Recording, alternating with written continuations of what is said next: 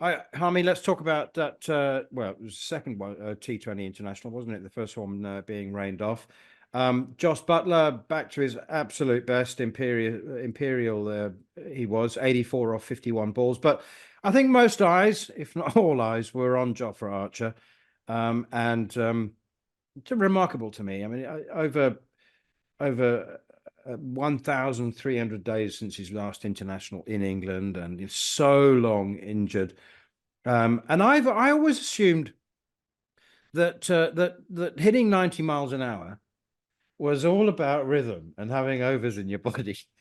You're the perfect person to ask about this. I mean, he spends a year and a half injured, comes back and bowls 90 miles an hour again. Yeah, he did. Beautiful. It was great to watch, wasn't it? It was. I mean, I sat there and I was so pleased for him. Right? Forget England and forget. I've said this many times. Forget England and forget. Just about Jofra Archer, to see him run in the sunshine and bowl what he's bowled. He hasn't turned it straight on because, like we know, we've seen videos. He's been playing out in Barbados. He's had a couple of run-outs for 6-second team and sort of short little bursts and short little spells. So he hasn't gone from sort of 0 to 90 in sort of 2 seconds where he's had that much time off. I think England have managed him nicely. They've managed him well. And it's so good to see him back. It really is. This kid is... I think they've got to find a way of getting Wood in the team as well, because Jofra Archer just didn't look pleasant at all to face. 94 miles an hour. And you've got another one. Fair enough, we've got to rotate and get them back in. But can you imagine if you had two of them?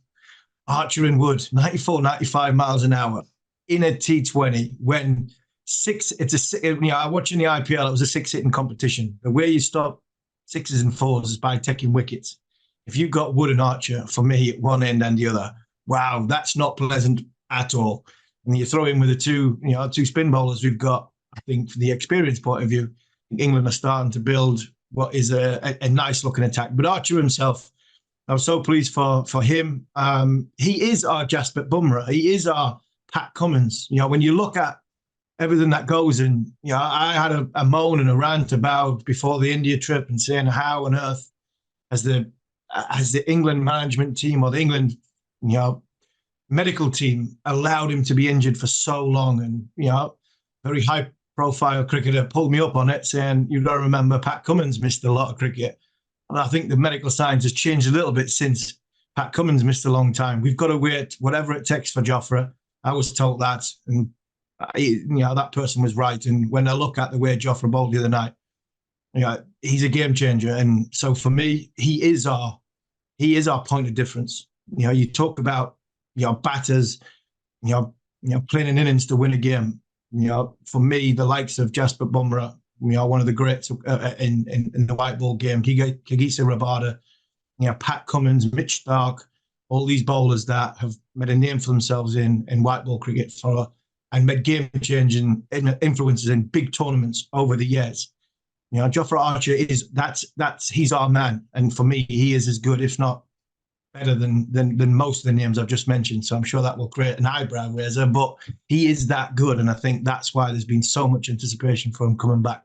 I'm just pleased to see that he got through his first 4 overs, and he struggled in the first one, but then the other 3 were absolutely magnificent. And to hit the 94 mile an hour mark, not really bothered about pace that he from that point of view, but just to see him back playing, he always looked rhythmical. I think walking out, marking his run up, he looked rhythmical, never mind anything else. So it was. I hope that the end of the game, he's had a quiet reflection and enjoyed what he did, because, like you say, over 1,000 days is a long time out of international cricket playing in England.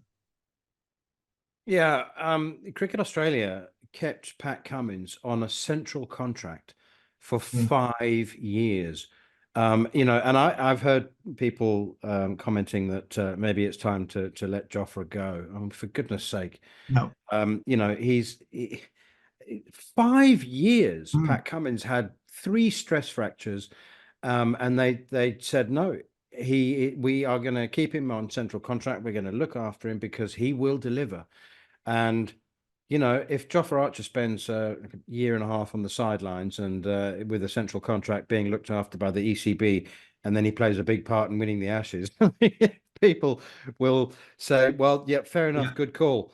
My So it was. problem, Manners, my problem on that is not my problem is about the medical team of the England and Wales Cricket Board. I think there's an issue there. I think I'll get on my soapbox again. I think there's quite a lot of cricketers who have represented England in the recent past who have been mismanaged from an injury point of view. So when I had a rant about Archer not being fit, it wasn't having a go at the boy. It was more having a go that I don't think he's been managed very, very well when it comes to that side of it. Mark Wood constantly coming back. Even Ben Stokes, his finger injury. I think that caused a lot of problems other than just the finger injury. I'm not going to go any further than that. But there's a lot of cricketers who I think have been injured for a period of time over the course of the last 3 or 4 years. And I think our medical team needs to a good look at it, because that's where I vented my frustration. Not that he missed 2-3 years. It was the fact that how, like I said, then, the likes of Pep Guardiola, Jurgen Klopp would never go without Kevin De Bruyne and Mo Salah for a year and a half. They wouldn't. They'd make sure that their team had them right. If they didn't, they'd get rid of that team and make sure somebody could get them right, because they're prize assets. And that's what Jofra is to us. Gee, you're on fire today. All right. What about Will Jacks? Anything else catch him?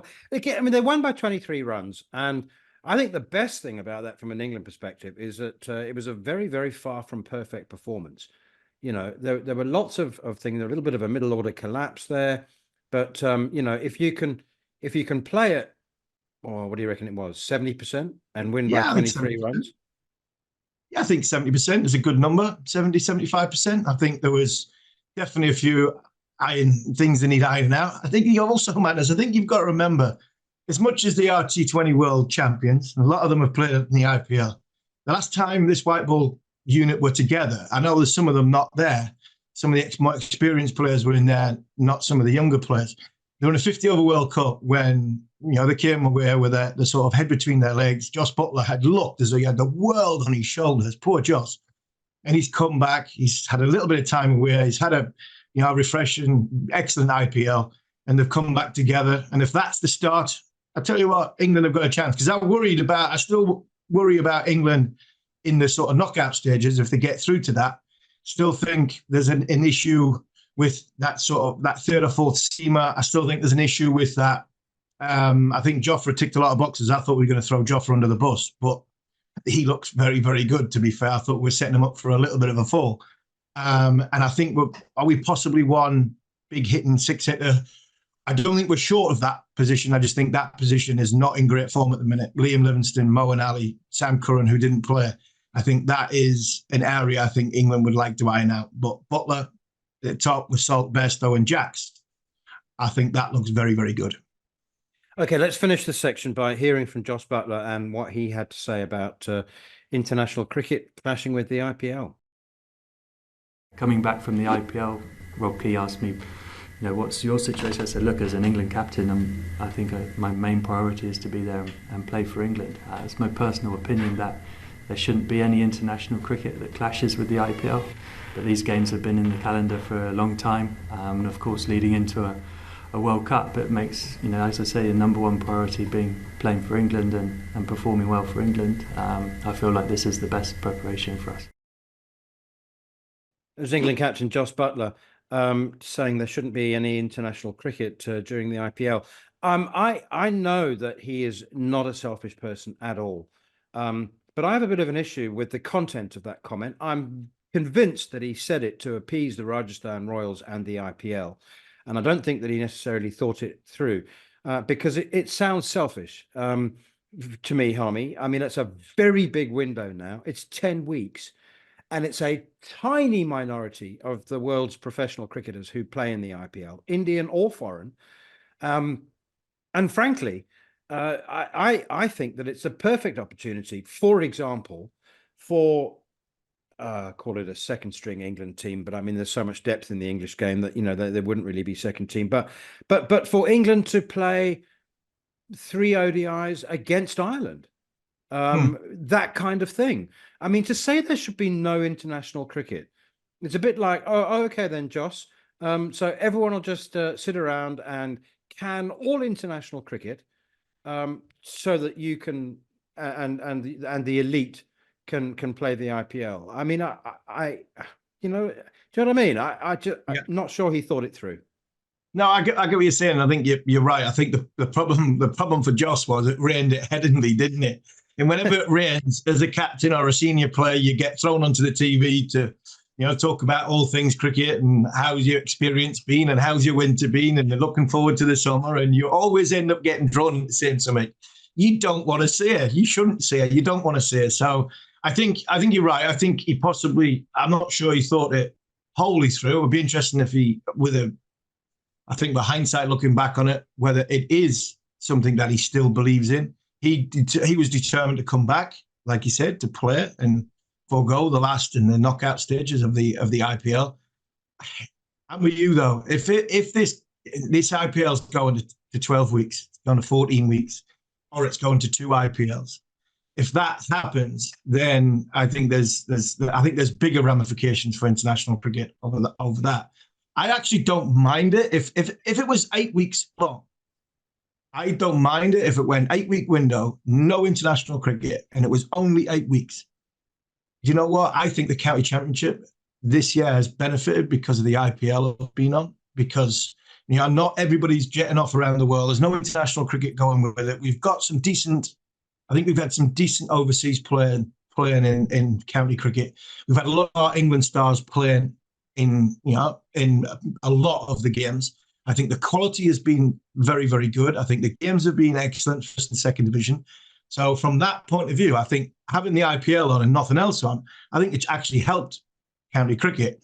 But I don't think it's helping cricket around the world because, the whole game shutting down for that 8-week window, it's not going to be 8 weeks. It's now 10. It's going to be 12. So from that point of view, if they turn around, if the players were told to turn around and say, right, that's for 12 weeks when the IPL's on, there's a 12-week franchise window where other tournaments are played around the world, then I don't think the players are like that, because they'll go, well, I'm not going to get me a little bit in Pakistan. I'm not going to get me a little bit in Sri Lanka. I'm not going to get me a little bit in America. So I just don't, again, we are getting close to a little bit of the players want their cake and eating it. I just think they've had a lot of that recently. And I'm not saying to rein it all in, but I think it just needs to be careful. But whether Jos will say that again in 6 weeks' time, I'm not exactly sure he will. But hey, if he does believe that, put more meat on the bones and try and find a solution. Because for me, county cricket's benefited because nobody else was playing around the world. Because we've had some decent games, England players playing. We've had not bad overseas coming over as well. Absolutely. Well, I mean, I'm not suggesting that England play Australia or India during the IPL. That's never going to happen. But the level below, elite, I think it's a perfect opportunity for other players to get some international experience. Okay, you're listening to Following On here on talkSPORT 2 with me, Neil Manthorp, along with former England fast bowler Steve Harmison. And don't forget, the latest episode of Bumble and Kimber is out now as well. On this week's show, Jared and David Bumble-Lloyd debate why India haven't won a global tournament in over a decade. You talk to anyone in that Indian camp and they will say that if it gets to the World Cup and these players are terrified of failing again. So it's now becoming compounding. They failed in 2015, they failed in 2014, right? They failed in 2016, and it's getting more and more, and they don't know what to do. And you can watch the latest episode of Bumble and Kimber out now on the talkSPORT Cricket YouTube channel. Right, let's get straight into the T20 World Cup. Mel Farrell joins us from a beer garden in Worcester, where it's raining, and she's having coffee. Oh, no, she has got half a pint. Hello, Mel.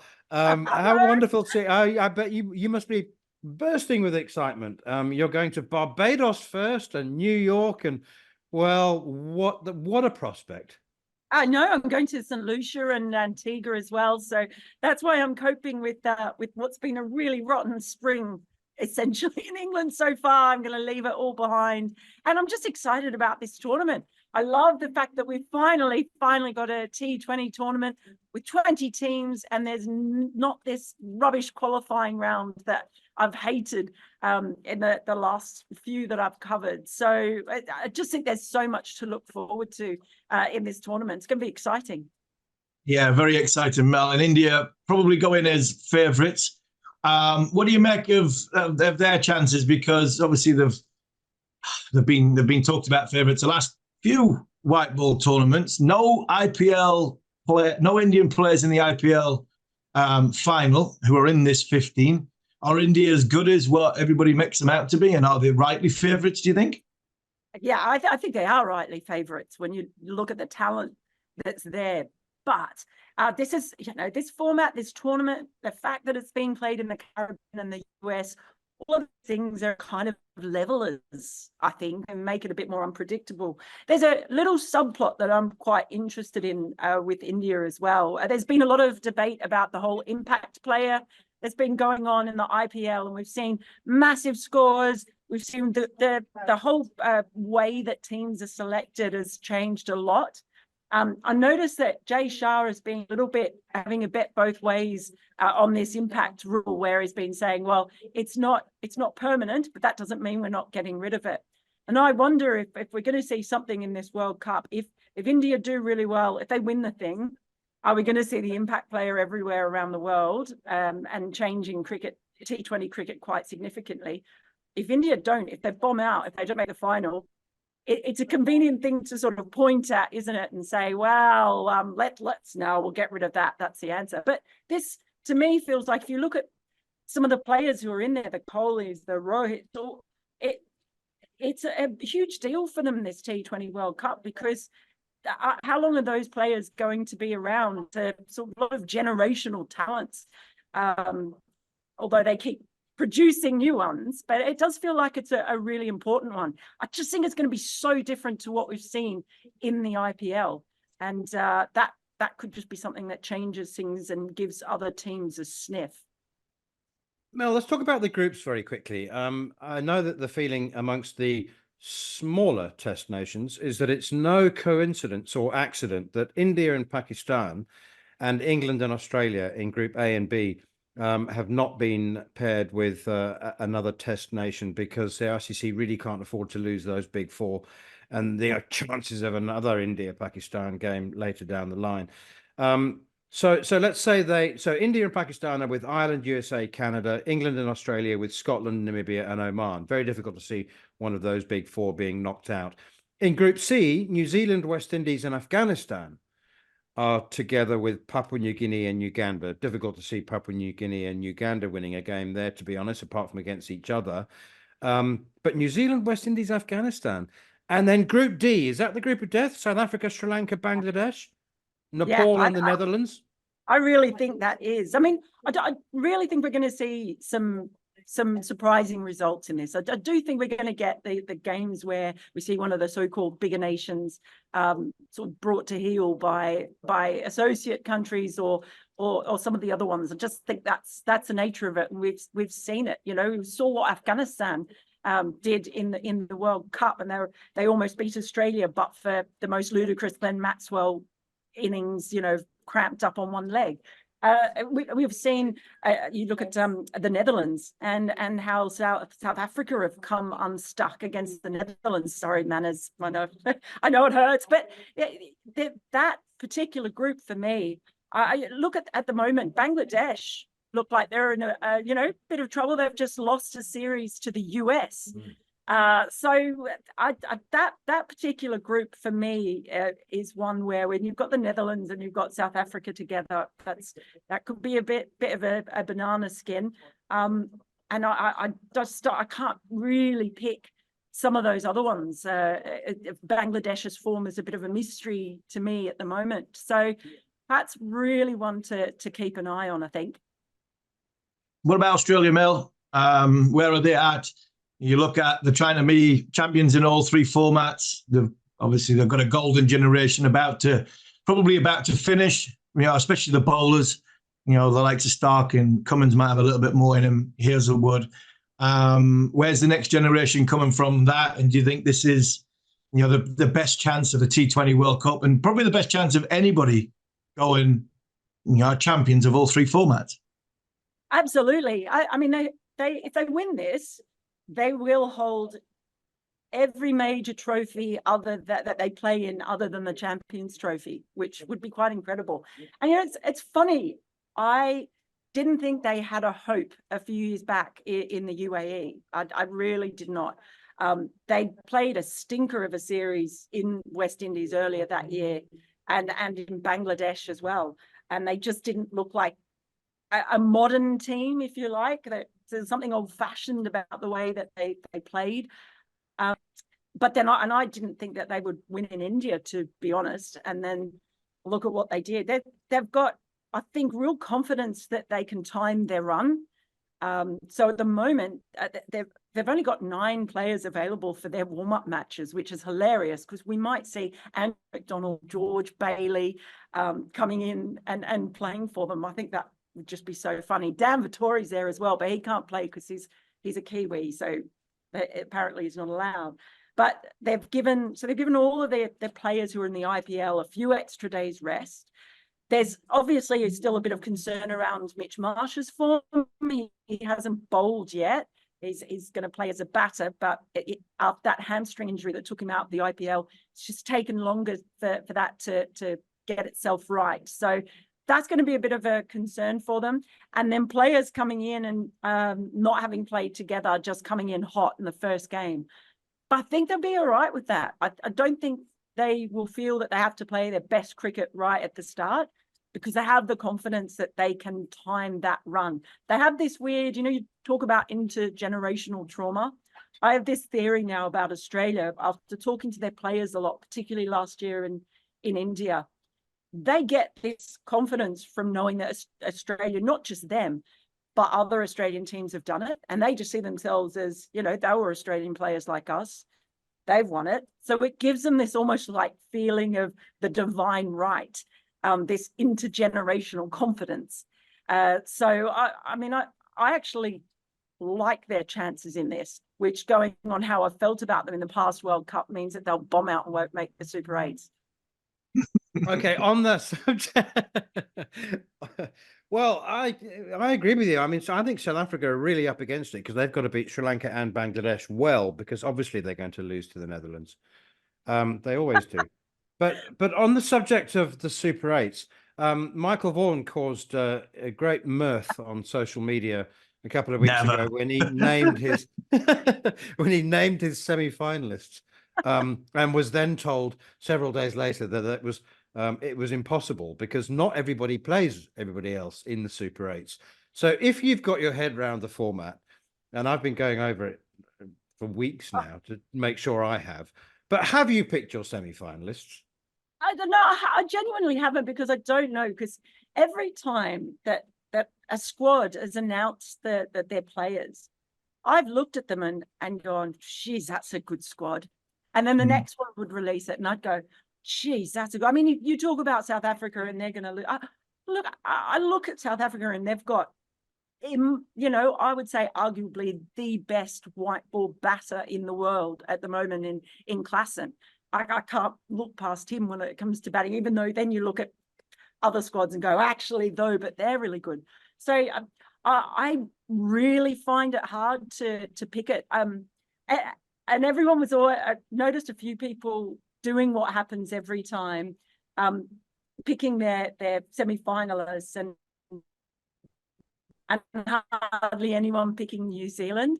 And that happens every single World Cup, that people will pick their semi-final sides and they leave out New Zealand. And I reckon that New Zealand will still be there in the semi-finals. So that means a couple of the other big teams have to miss out.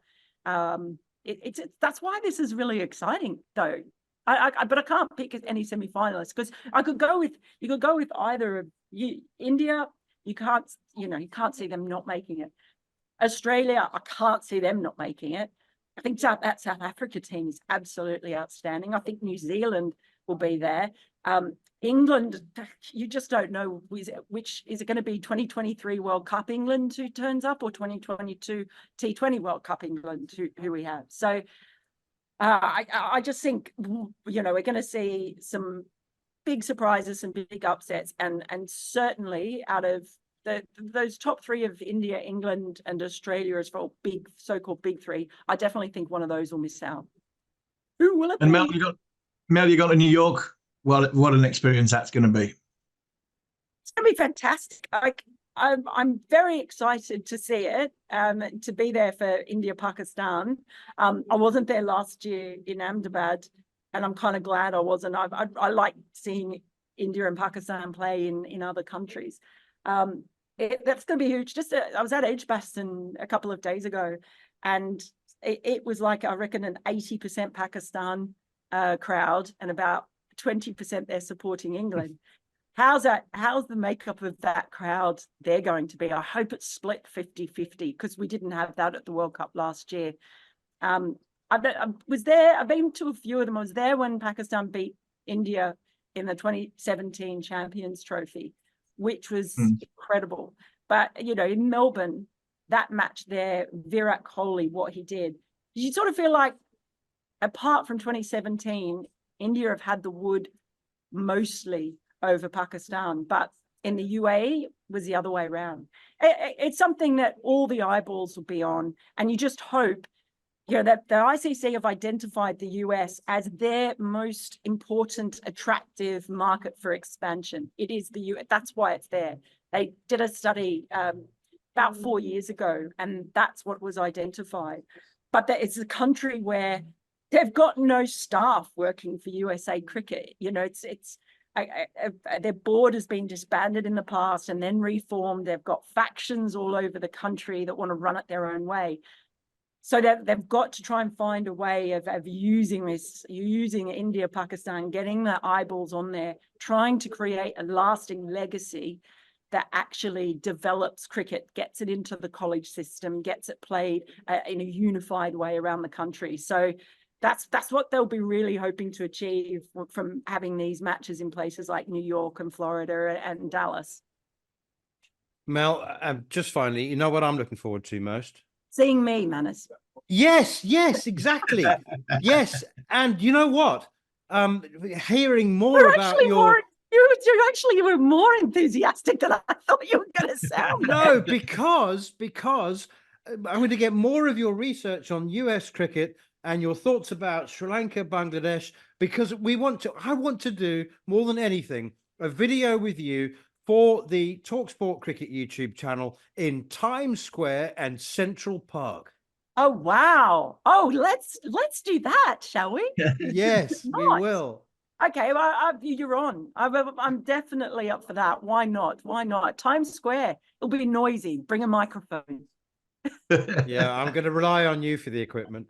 Brilliant. Thank you so much, Mel Farrell. Can't wait to see you in New York. And we might even talk to you next week again. We'll talk more about the T20 World Cup, because most of the smaller teams are playing the early games. Great stuff. Finish your half a lager and we'll chat to you soon. Thank you, guys.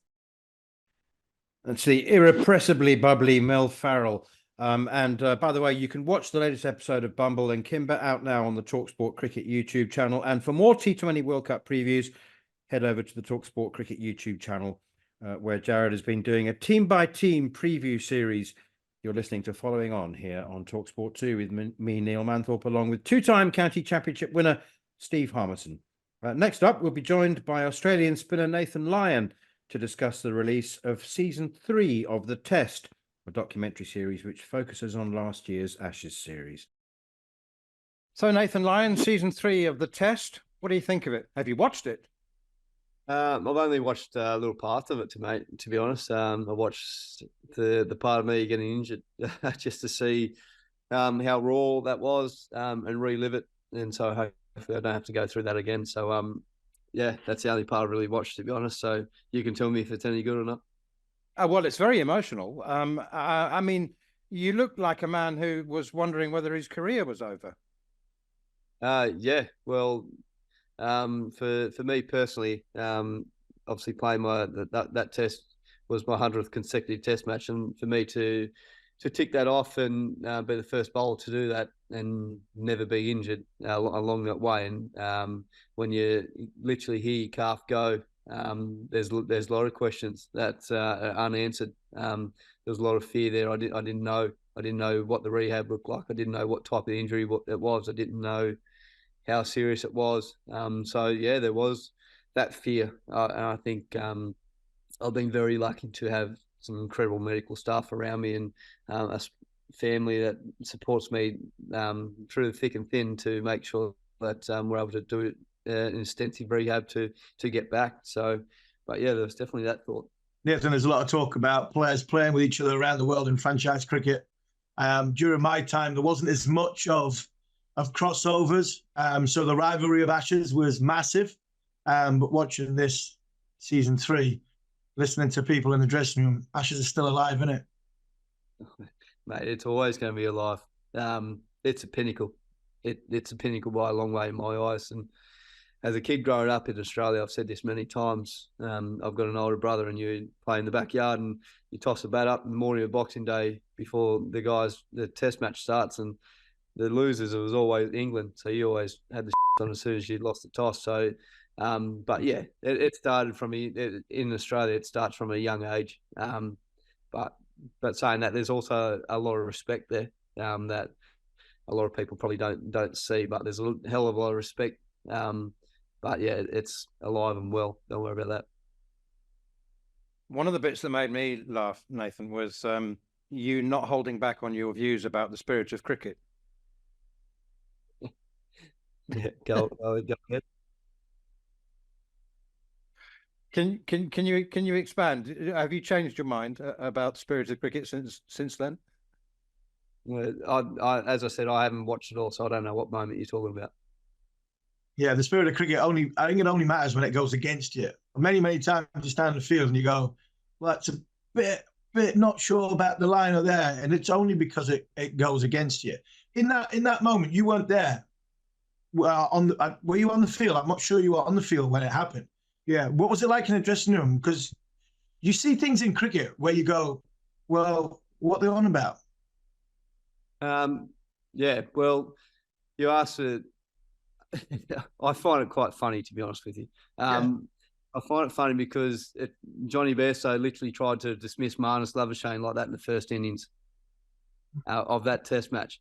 And just the pure fact that Alex Carey was good enough and quick enough to do that and got dismissed, then why suddenly is it suddenly a spirit cricket thing? For me, it's out every day of the week. So I don't really know where you want me to go with it, to be honest with you. All right. Well, let's throw it forward, Nathan, and talk about the next Ashes.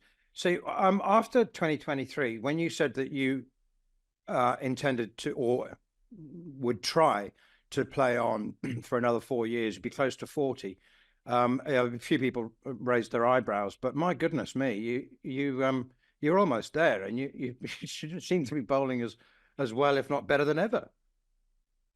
Well, yeah, definitely. That's definitely one eye on it. We've come over here a number of tours, and I feel like the Australian cricket team has really competed over here, and we probably missed certain opportunities along the way, and some great players have played some great innings along the way as well, and have made the difference in different Ashes series. But yeah, definitely one eye for me is still to come over here and tick that goal off, hopefully, of winning the Ashes over here. It's a dream of mine from a young kid, and especially when I first started playing Test match cricket, to come over here and compete. Because the hardest thing is to do in Test international cricket is to win away from home, especially series. So that goal is still well and truly alive. But we've got a few big goals to tick off before then. We've got India at home this year, then obviously the Ashes back in Australia next year. So some exciting stuff around the corner. Yes, and we've seen in Series 3 that you even talk about winning overseas. You won the World Test Championship final. You came over to England, wanting to win the Ashes. Got off to a great start. You've seen the disappointment by the end of that series.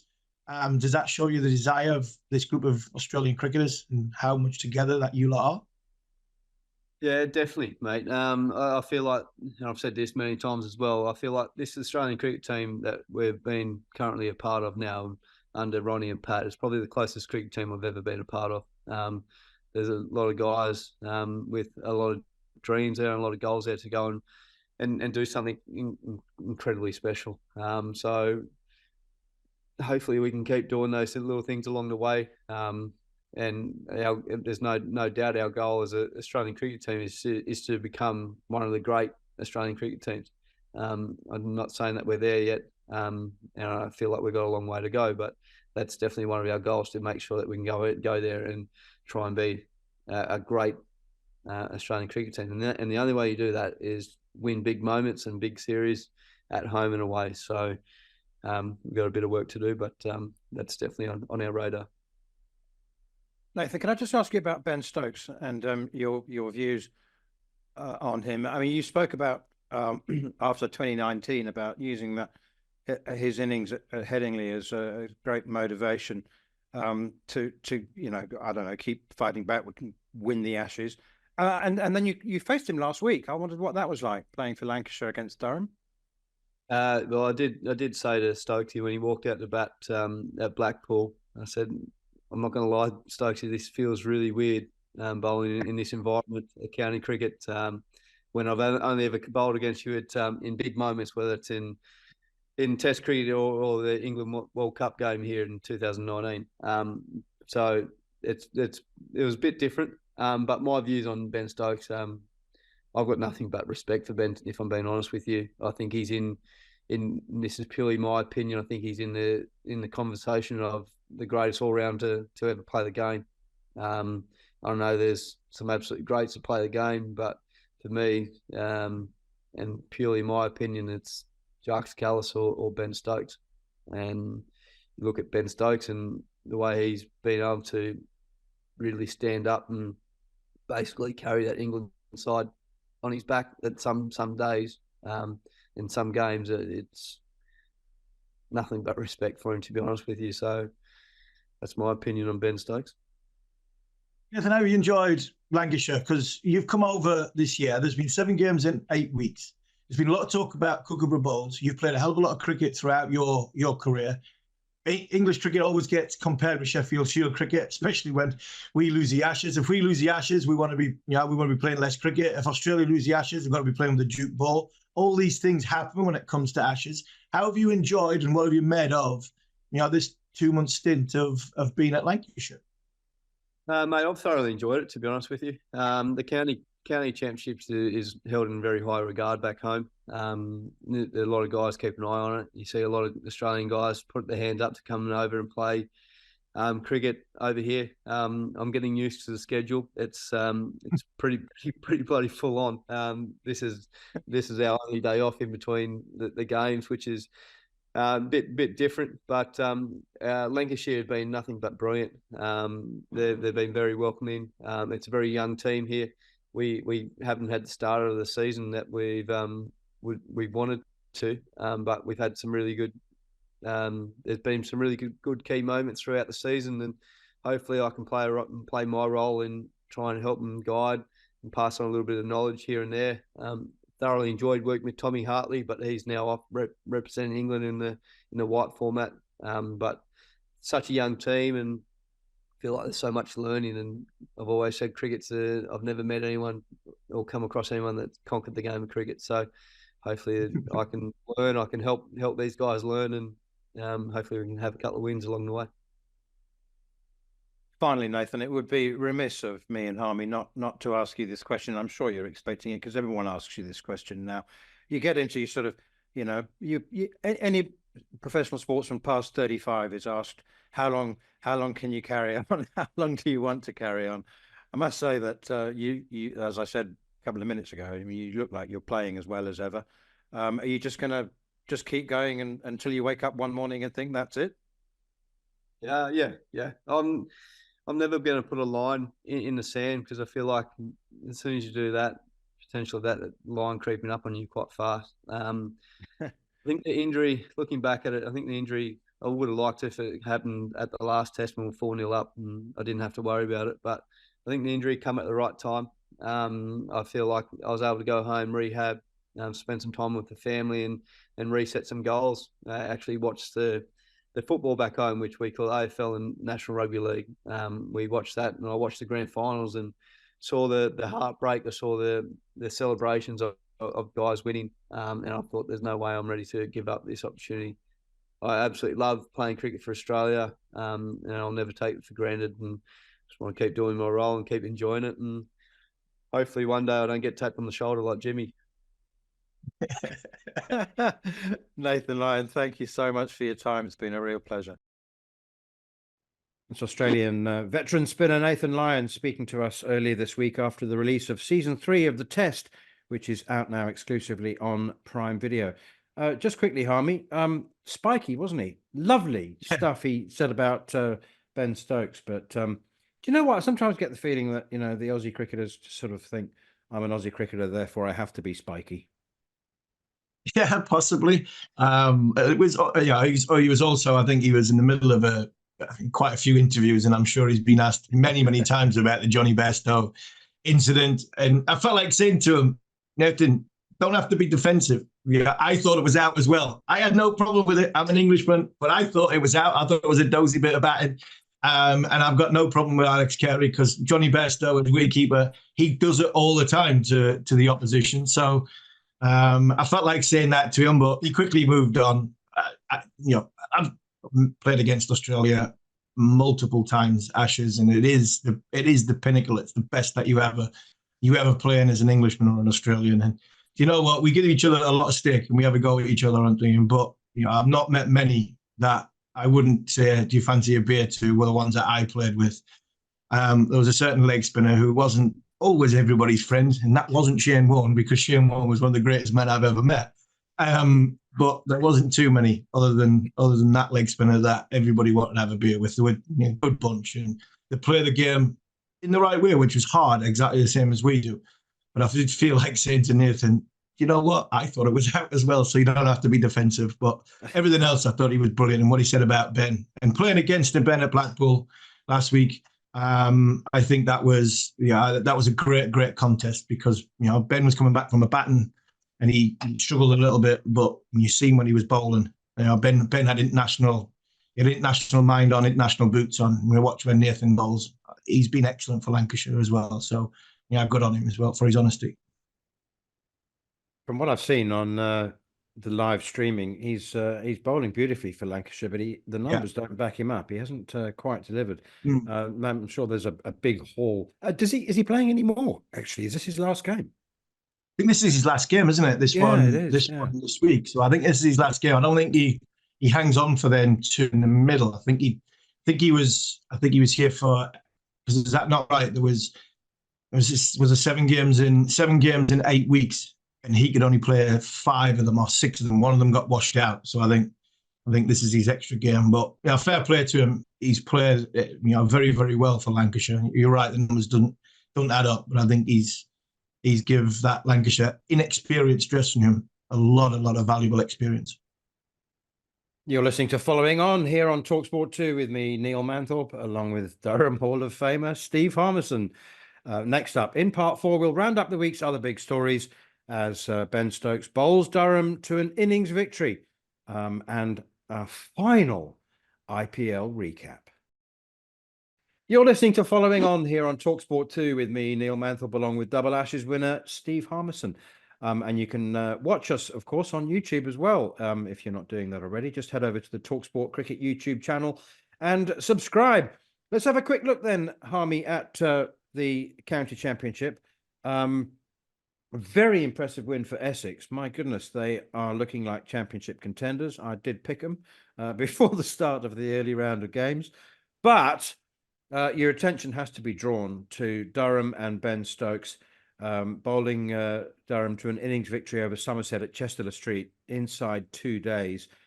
Took 4 for 23, bowled 10 overs on the trot, has now taken 15 wickets in 2 championship games at an average of 16.5.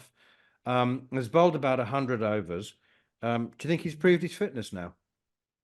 Yeah, I think he has. I think he's proved why he wanted to do what he was doing. A lot of question marks. IPL didn't go. And there was a lot of question marks saying, about why was he going to play that much county cricket when he could have getting overs under his belt ready for the Test summer. I think the answer is when you bowl competitively, it's completely different to bowling in the nets, completely different to bowling in the middle.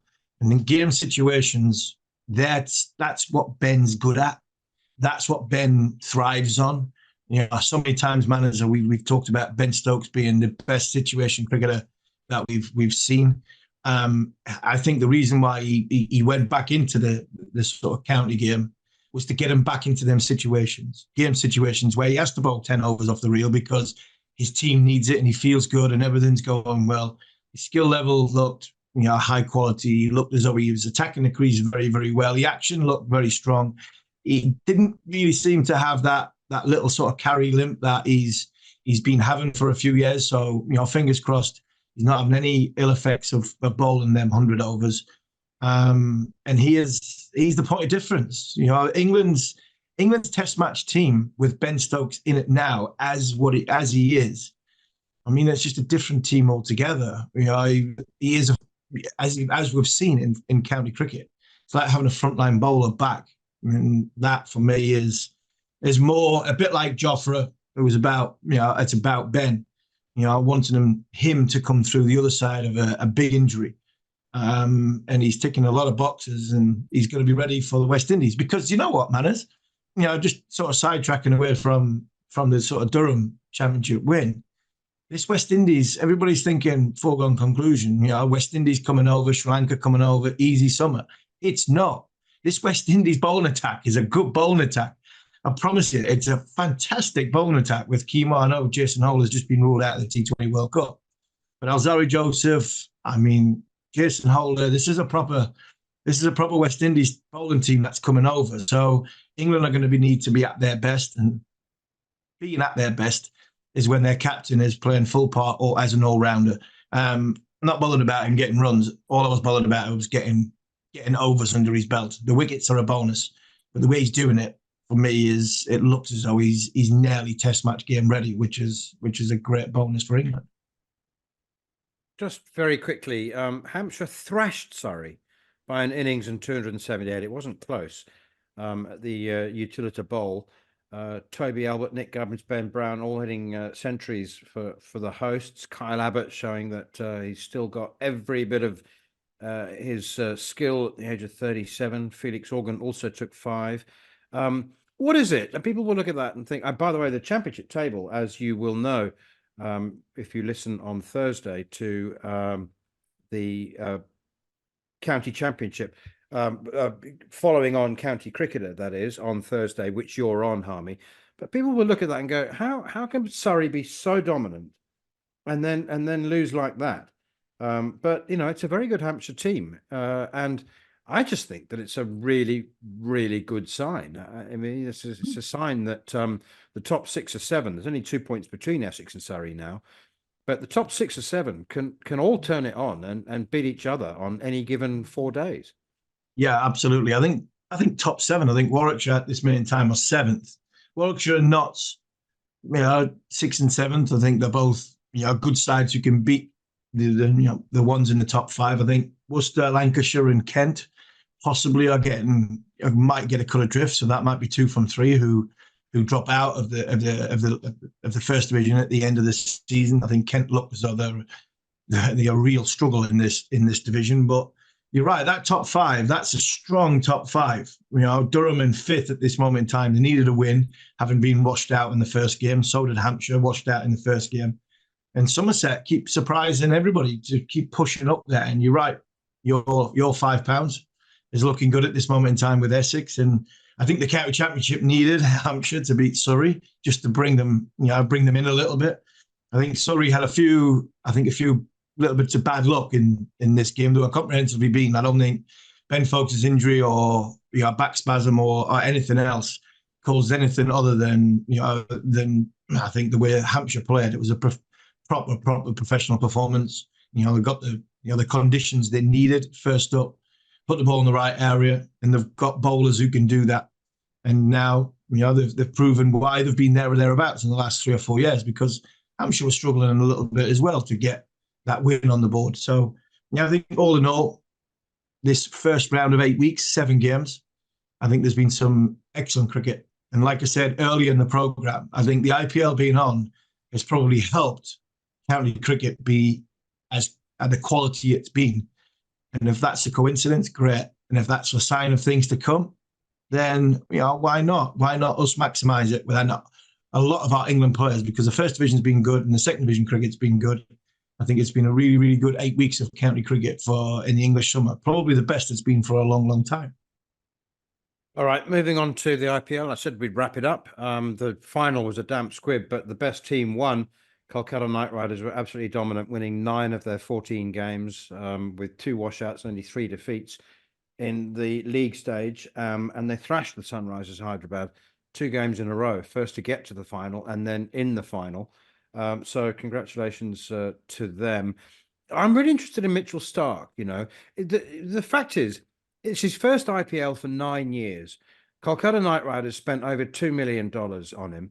He hasn't played T20 in those 9 years, other than internationals. And he started like a house on fire, as in burning to the ground. Yeah. He was dreadful. His first 8 overs cost 100, didn't take a wicket, wasn't much better in the beginning of the tournament. But as they always say in sport, Harm, it's not how you start, it's how you finish. And man of the match in the final, 2 for 14, including the ball of the tournament, I reckon. So, but the truth is, the overriding emotion, I think, from most players, and they've struggled to disguise it, was relief that it was finally over. Yeah, it seems that way. It's too long. It is too long. They can go a long way by, I think they've proven it by shortening it. And I think if they did that, I'd be big enough to say if we short this by 3 weeks, we have no, like Jos Buttler, we have no international cricket around it. The elite are playing. I'm sure the players, the international players especially, 10 weeks, 11 weeks, 12 weeks, it's relentless. Pressure in that sort of goldfish bowl. And you're right, Mitchell Starc, he hasn't played a lot of T20 cricket, but tell you what, if you've got a final and a big game, white ball, I'm not sure how too many people had one other than Jasprit Bumrah, Kolkata Rabada, Jofra Archer, Mitchell Starc to bowl in that power play for me. And, that $2 million was repaired in that power play in the final. It really was. And it just shows champions. Yes, I'm not saying he struggled in the early part because you don't get up for it. You do. Things just didn't happen for him. But in a one-off game, final, you put everything on the line and you say, right, who's got the biggest set? More often than not, the best players come out. And that's what Mitchell Starc did. It was an absolute beauty. That first there to get the left-hander. And again, he showed his quality. He's not got the numbers he's got and played in the big games and been given the first over in all these big tournaments and Ashes and everything like that and delivered. Because he's bowled 8 overs. People are whinging because he bowled 8 overs for over 100, no wickets. You get to the final, big player stands up, and fair play to him. Well done, Mitchell Starc. I've got another one to pay thought to that didn't play in the final, but had a magnificent tournament. And he's playing for England, and he got hauled back and playing for England, and that's Phil Salt, because Phil Salt for KKR was probably one of the big reasons they got to the final. So, I'm sure he enjoyed a beer down wherever he was when that final was. It'd be a nice beer because he'd been in Cardiff when it was done. So, fair play to Phil Salt, who's an IPL winner. Good on him. And the reason that KKR won, I think, is that they had 3 of the top 5 wicket takers, and wickets win T20s. It's just a fact. Batsmen get headlines and kudos, and bowlers win games. So Sunil Narine, 488 runs at a strike rate of almost 190, and 17 wickets at the most economical runs per over in the entire tournament. So absolutely outstanding. Just literally, you might not even want to comment on this before we move on to the final word, but the USA beat Bangladesh in a T20 series in the USA, and lots of people went, wow, how did that happen? I'll tell you why. USA players, Harmy, have been playing between 70 and 80 T20 games a year for the last 3 years. First in minor league cricket, then in major league cricket. People may not understand. There are little satellite tournaments that pop up here and there. You know, they'll go for a long weekend to Dallas and play like a intense tournament with, 4 games a day, that kind of thing. But that's a lot of T20 cricket.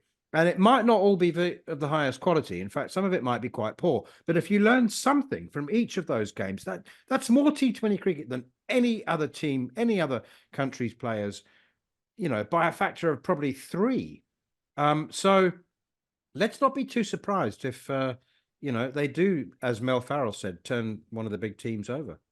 Yeah, absolutely. And what you find is you have all them sort of games and all them satellite tournaments around, but it's only 11 players. So 11 players will have quality.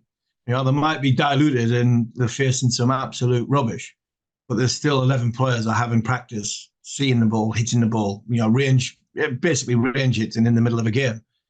These guys are talented. Yeah. They'll be talented.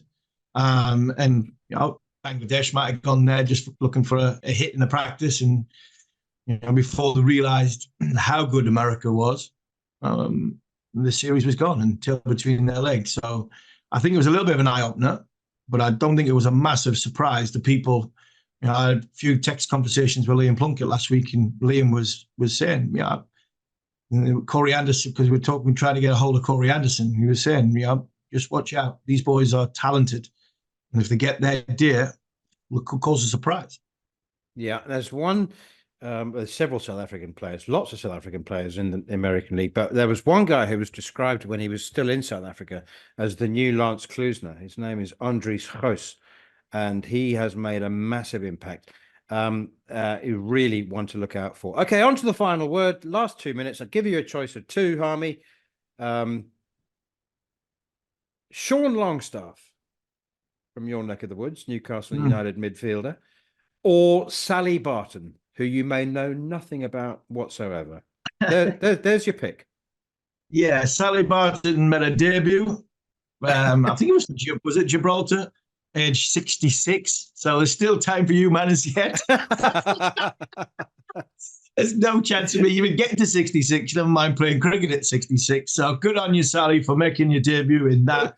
But I'm going to pick Sean Longstaff. I've been reporting and commentating on the lad all year. He gets a little bit of stick off the Newcastle fans, which I'm not sure why. He's a good kid. He's an excellent junior cricketer, and exceptional. Him and his brother Matty, very, very good junior cricketers at Tynemouth Cricket Club. And he missed the Australia trip because he's going to be a father imminent. And he plays the odd game. I think he plays under different names sometimes, but I don't think you could miss Sean with the success he's had for Newcastle United. He's an exceptional Premier League footballer. He loves the game of cricket. There's a lot at Newcastle. Before him, Rob Elliott, Carl Darlow, who are good friends of mine, would love to come down to Ashton and play cricket a lot.